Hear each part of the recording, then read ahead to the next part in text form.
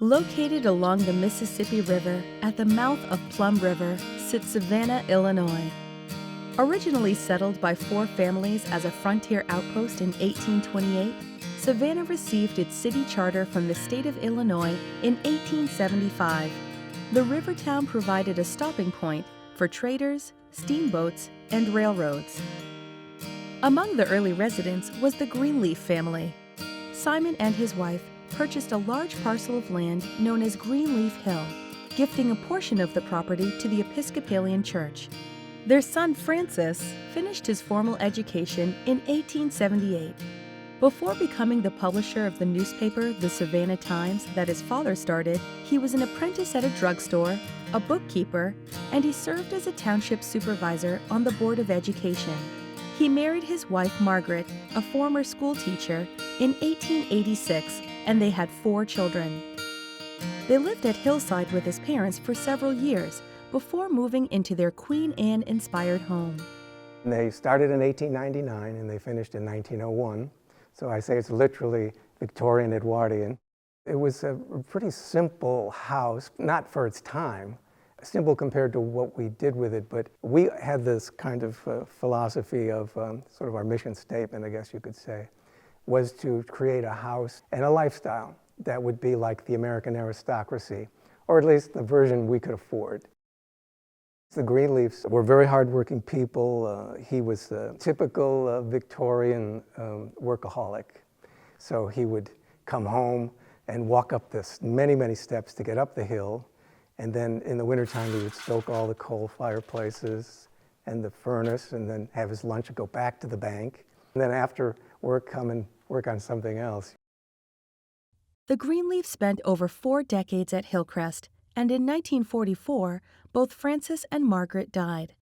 Between 1944 and the mid-1970s, 7 different owners came and went. Then, in 1976, Hillcrest became the canvas for the life's work of artist Alan St. George and his wife, Adrienne, a uniquely gifted woman whose vision for her home transformed Hillcrest into Havencrest Castle. Adrienne loved the grandeur of large and ornate homes like Chicago's Dew's Mansion or Alva Vanderbilt's Marble House.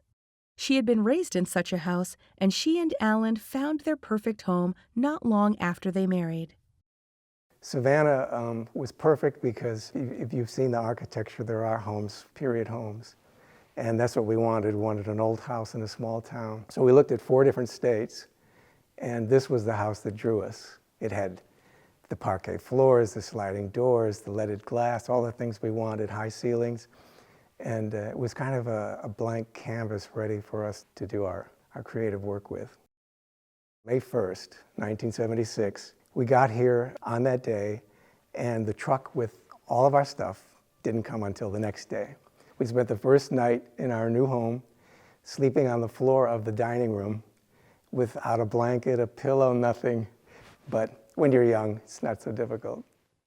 Alan St. George was born and raised in the Chicagoland area and seemed destined to be an artist, though his path wasn't originally found on canvas or in clay. I started very early studying. The earliest was under the tutelage of a nun at the Nazareth Academy in LaGrange. I would go on Saturdays. I think it was $3. And she was a wonderful painter. and taught us watercolor and drawing. So we would draw from plaster casts, and also from life. We had a model to do our paintings of. And then after that, I studied about age 12, 13 under an Italian painter and a portrait painter. So I learned oils for the first time. But I had to learn all the anatomy of the face.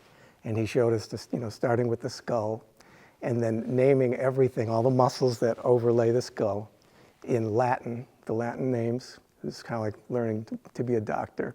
And then with India ink and a dip pen, you had to ink all of this. And then finally, you get to the oil painting, and we learned how to do an underpainting and how to stretch a canvas, how to hang a picture when it's done. He taught everything. There was only one other person in the class, and she dropped out after 2 times. And I paid for my lessons by working because it was $5 a lesson, which was kind of a lot back in those days. And I came from a big family, and so there wasn't money for this type of thing. So I would clean his studio. He had an art supply store in the front. I would take care of that, and it worked out.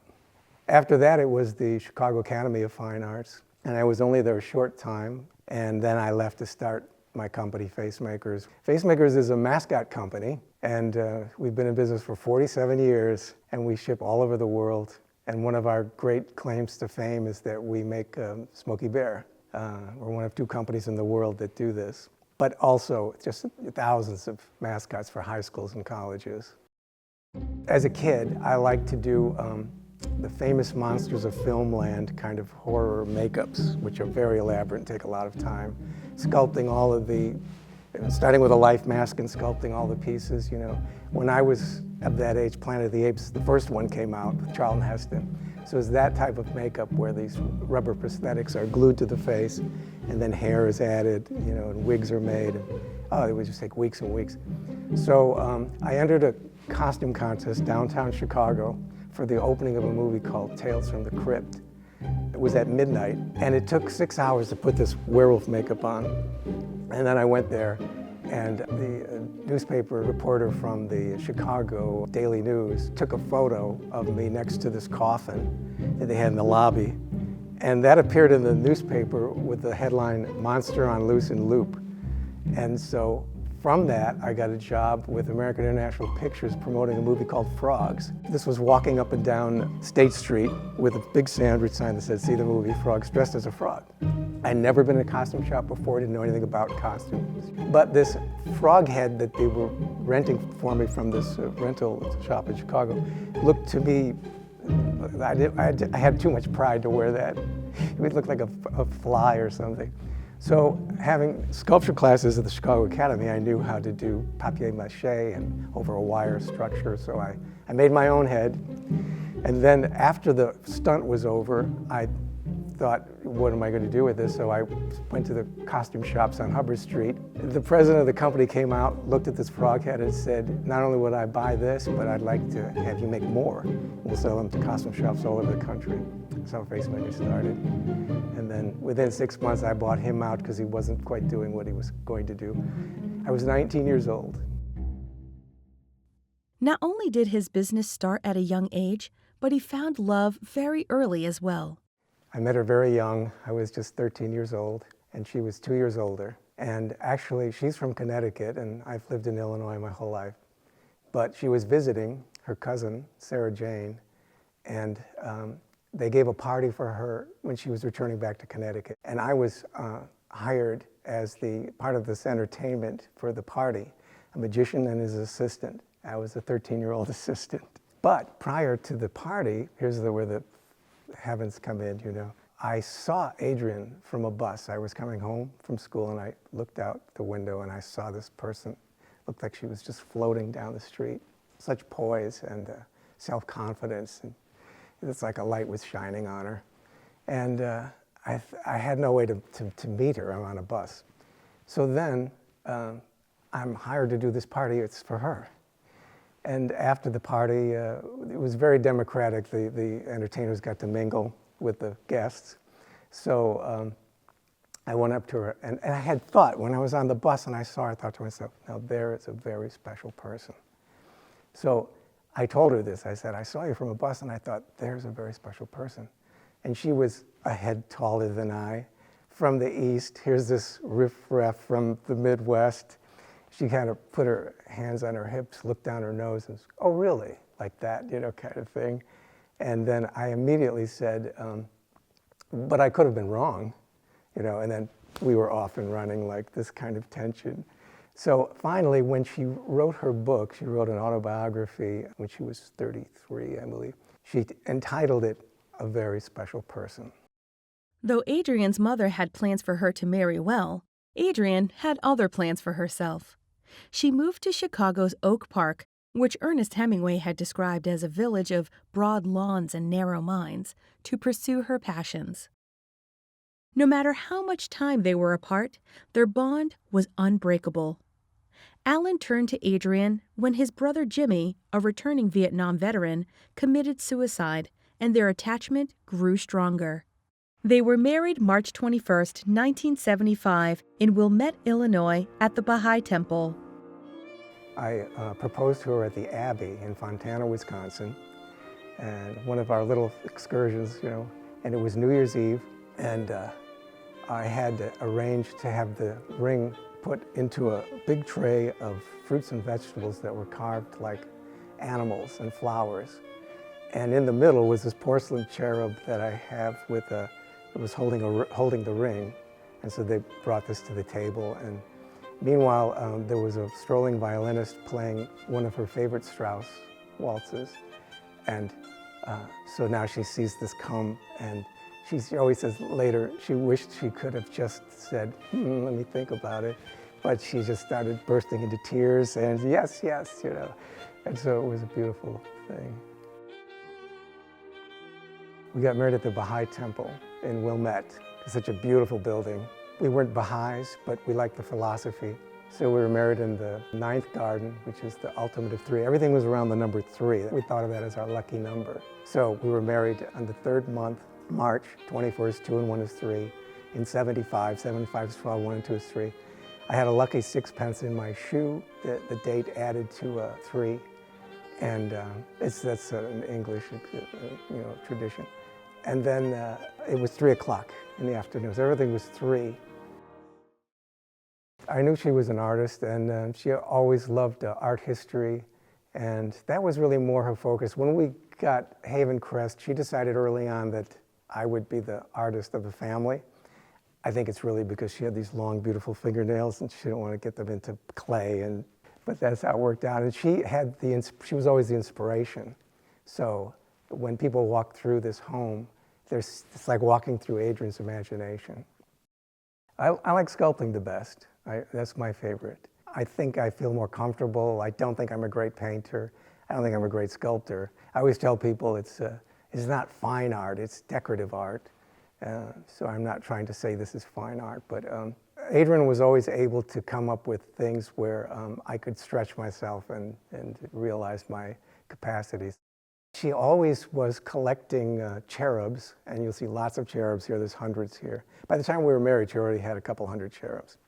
And one of my biggest sculptures is a bronze cherub from the Titanic, and it's a replica of the one that was on the grand staircase. So when I'm wheeling that 135-pound bronze to pack it into a crate to ship to Europe or to one of my collectors, I know she's up there giggling because, it turns out that this cherub is so successful, and she probably had something to do with that. Though Haven Crest was the largest beneficiary of their combined artistic gifts, there are other locations that benefited from their vision. We renovated a little theater, which we thought of as our sandbox. So that ceiling above the audience is Adrienne's stained glass. Yeah, she would do it in the basement studio. She had a big table with a light built into it, and she would work there. And meanwhile, I'd be sculpting or painting something.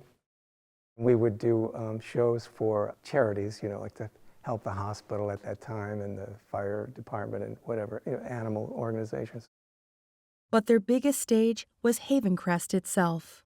The first thing we actually added to the house, was what we call the Crystal Tower, and that's a 5-story tower. The house is 3 stories, but we added 2 more stories, and it's a kind of an observatory. You can see the river, you can see Sebula across the river. That was our first big project, and then we built a gazebo. We turned the front porch from wood to stone. We put the pool in the basement. That all had to be hand dug. And the buckets of dirt were passed out through the window well. And then what I call the grand project, that was 1993. So, we bought it in 76, now we're all the way to 93. That was really quadrupling the size of the house. Just before that, Adrienne was saying, well, Alan, we're starting to run out of canvases. That's how she put it. And so then we started designing, and that was a very wet summer. So we couldn't start until I think it was September. So while all of these months are going by, I'm building a model of the plans, and I built it 3 times because we kept making it bigger. I was always trying to figure out about the watershed with these different roofs we were putting together, like how is this going to work in the wintertime, ice jams, everything.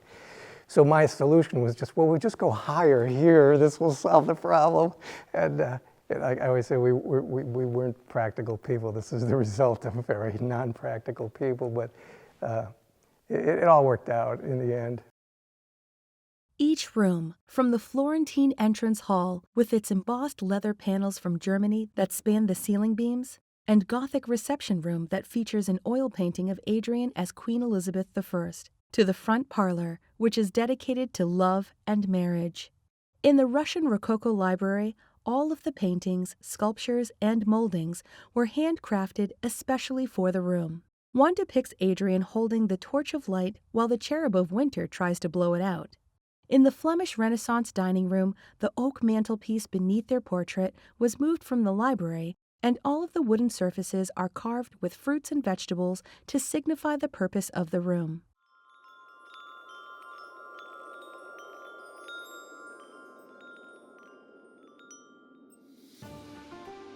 So Adrienne designed those 2 Chinese rooms to complement each other. And the first one is called the Chinese tea room. And everything's from China. So some of it is from, the Qing dynasty, and some of it's, just from 1995. She was thinking the 20th anniversary, our wedding anniversary, would be China with a small C. She wanted to do China with a big C. So that was 1995. We opened that suite of rooms, had a big dinner party there. The chinoiserie study is through that moon gate, and it's done in the kind of European style of Chinese, with a little desk. And if you look closely on that desk, there's a little dome with a miniature of the desk and the chandelier above it. She duplicated all that. For this room, she wanted me to paint Chinese cherubs on the ceiling, gathering the tea service. So it just happened that our Chinese importer had a little boy, just the perfect age. She supplied the photographs. And so I painted the 4 cherubs, one with the tea, one with the water, one with the torch to heat it, and one with the teapot. It's the Chinese garden. Adrienne arranged it according to the principles of feng shui. And so there's a temple in the distance with 3 incarnations of Kuan Yi, the goddess of mercy. And then behind the goddesses on the wall are Chinese characters that write out a poem from, I think it's the 6th century. And it says, in my right hand, a glass of wine, in my left hand, a crab claw. I float along on a sea of love. Ah, my life is totally satisfied. The first one is the Kali Ma room, and there's a statue of the Kali Ma, the Black Mother. And I used Adrienne's countenance for that. And she's holding in her hands the many pleasures of life. And that's a very feminine room. She used it as her dressing room in her last years. It's where her jewelry collection is, her tiara collection. She loved to wear tiaras. So yes, it has the vintage saris on the ceiling, which are all pastel colors, and all of the carved wood is gilded and has little mother-of-pearl stones and things on it. Then you go through the doorway to the male version of this, which is the Maharaja room. In that room, all the rosewood is left as rosewood. It's not painted, And then all of the saris are like jewel tones, dark colors. You never know, like with Adrienne, what would be the next project, what idea she'd have. And so it was a wonderful way over the years to try to really tap into whatever potential I have to try to paint in the Chinese style, or paint something in the Rococo style, or work in sculpture, work in painting. I just feel blessed because of that. Those paintings, the murals, are all after Fragonard's series of paintings called The Progress of Love, and they're now in the Frick Collection in New York. So what I did was ordered from their gift shop online the posters of those paintings. And then I had to change the compositions a little to fit our space. And then I added our dogs in there. But it was great fun for a year, just painting. You know, I used oils, I painted all that, and just listening to my favorite music while I'm doing it. And it was Adrian's favorite room, because that was her favorite, that's her favorite art, and the whole world history of art was that series. So she loved it, and all the textiles she picked out. And she designed in the niches at the corner of the room, you'll see silk arrangements. And she was inspired by 16th century Dutch still lifes. And she used those color schemes and those arrangements to make the flowers. One artistic difference occurred debating the painting of the bird's eye maple in the older part of the house. I didn't want the wood painted because I love wood. And that is bird's eye maple, which is a rare wood, and it's just beautiful wood. So a carpenter who was putting up our crystal sconces, he passed by the room when we're having this heated discussion about the wood. And he says, oh, bird's eye maple parlor, only one like it in the county. And then Adrian was like, no, we're not going to pick that. So that was a lucky thing. The medieval hall, it's an 80-foot long hallway it's the longest hall and the biggest staircase in the house. This was more my idea because as a child, I loved the Arthurian tales. So those were used as inspiration for the over-doors and the over-window sculptures. And they are illustrating the 5 knightly virtues of love, loyalty, temperance, courage, and courtesy. The rose window is the biggest stained glass that she did. It's really art glass, technically. So in the center, you have the king and the queen, and so we put ourselves in the center. And then all around about are the astrological signs and the fortunes and misfortunes of life. The ballroom was completed after Adrian's death, but her vision for the ceiling, the textiles she picked out, and the furniture she had refinished all add to the beauty she left behind. And this was really a Beaux-Arts style, so we're taking all, some of the most beautiful periods and putting them in one room, mostly Rococo and Baroque. But as far as some of the things, Adrian and I worked it out together, but then she passed. And so I've been working on it, for 13 years now since that time. When she passed, it was just stud walls, and there were no sculptures. It was just like a big garage, basically. But she left enough ideas, and then I took a couple of trips to Europe and did some research at the Louvre, and the Napoleon III rooms there really helped a lot with the color scheme. Also, the wonderful Paris Opera House, and so you don't need any more inspiration than Adrian in Paris, I guess. The ceiling in this room was done by a lyric opera scenic painter to our design, but she just did a fantastic job. I was actually in Paris at the time she was working on it. It was summer. So I came home, and she had come down off the scaffolding, covered in paint, covered in sweat. It was like the agony of the ecstasy. And I just thought, I'm so glad I didn't do that myself. But it's a beautiful rendition of Adrian's idea, which was to combine all the times of day. So you have the sunrise on one end, the midnight sky with the stars and the moon in the middle of this, and it all morphs then into the sunset on the other end. Also located in the ballroom is a painting of the St. Georges surrounded by their many pets, a passion of Adrian's.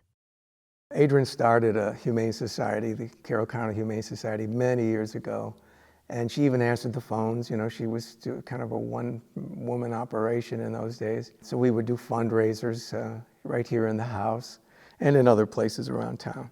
And then years later, after she passed, another one was named after her, and that's called Adrian's Angels. That's mostly a cat rescue, and that's in Mount Carroll. Continuing through the house and just outside the grand ballroom is Memorial Hall. The Memorial Hall memorializes the RMS Titanic. So there is the full-sized clock, just as it was on the ship, and that took about 2 years to make.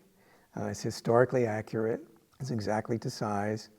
And then opposite from the clock, you have the cherub lamp from the grand staircase.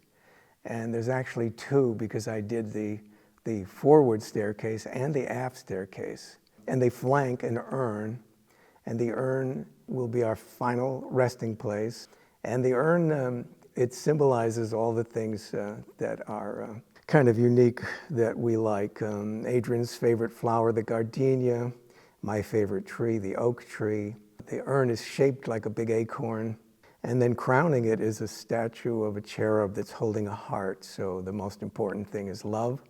Up above the urn, you see our initials intertwined, A and A, against a malachite backdrop.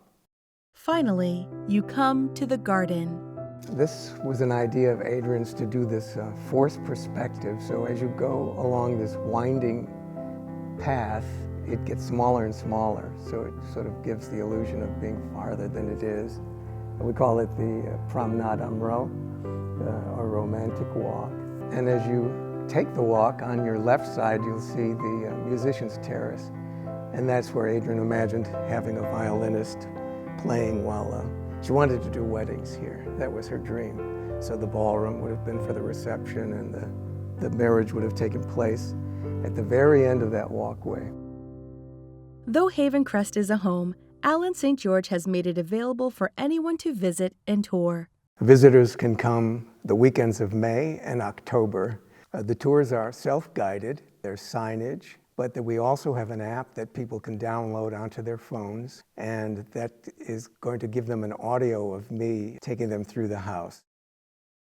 I love it when people come to visit because we have the lights and the music on, people are smiling, having a good time, and it's reminiscent of the old days when Adrian would give a party and there'd just be lots of activity and lots of happy times, you know. And people come from far and wide, from little towns, from big cities, and they seem to appreciate it. They're always thanking me for opening it, and I love it, and I love meeting them and greeting them. I'm working with the third generation of people that worked for us, and the future is the young people. So I just hope that one of them will, or all of them, will love it as much as we did and take care of it, because St. George's come and go, but buildings can stay if people love them.